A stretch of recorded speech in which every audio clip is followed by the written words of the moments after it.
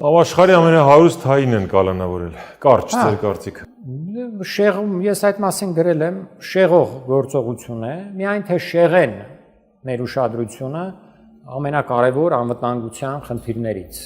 Այս պատերազմն է սկսվել, անցյալ անգամ էլ ասեցի, մեզանից ընդամենը 200 քանի կիլոմետր այն կողմ ռումբեր են պայթում։ Մեղրից, Թավրիզ տարածությունը 200 կիլոմետր է մոտավորապես։ Ինչի մասին է խոսքը։ Մեր սահմանին են ռումբեր պայթում, ջուղային է, ջուղայի իրանական հոպի համակարգին էին խփել, թե ռադիոլոկացիոն կայանքին էին խփել։ Ասում մեր սահմանին պատերազմ է, որպեսի շեղեն ժողովրդի ուշադրությունը չէ։ Թույլ չտան, որ ժողովուրդը կենտրոնանա, ասի, բա մենք ինչ ենք անում, եկեք մենք էլ պատրաստվենք, որ հանկարծ մեզ վրա չհարձակվեն գիշերով եւ մենք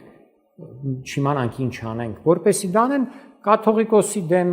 արշավ է, հայոց եկեղեցու դեմ արշավ է, հիմա էլ Սամվել Կարապետյանի դեմ արշավ է, շատ գեղեցիկ այսպես ընթանում է։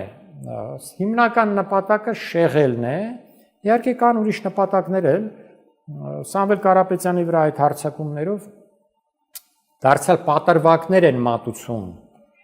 եւ այս քաոսային վիճակը երկրում ստեղծելով, պետական համակարգի մեջ նաեւ ստեղծելով քաոսային վիճակ, տեսեք ազգային անվտանգության ծառայության պետին հանեցին։ Սա արդեն քաոսային ինչ որ խնդիր է այս պայմաններում, այս մարդը ասում է ես այսպես համաձայն չեմ անել, մյուսին են բերում, ցնցումներ են առաջացնում։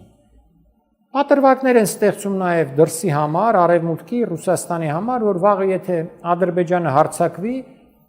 այնտեղից էլ սրանք ասեն է դուք մեր քաղաքացուն էիք ձերբակալել, մենք էլ ձեզ չօգնեցինք, կամ ում դիմեինք, նորեն պետը փոխվել էր, այս նոր պետի հետ կապ չունենք, չգիտեմ, Միացյալ Նահանգներն էլ մի բան կհորինի, Ռուսաստանն էլ մի բան կհորինի, կասեն այնտեղ կասեն մենք սրանով ենք զբաղված, մենք նրանով փոխանակ ամբողջ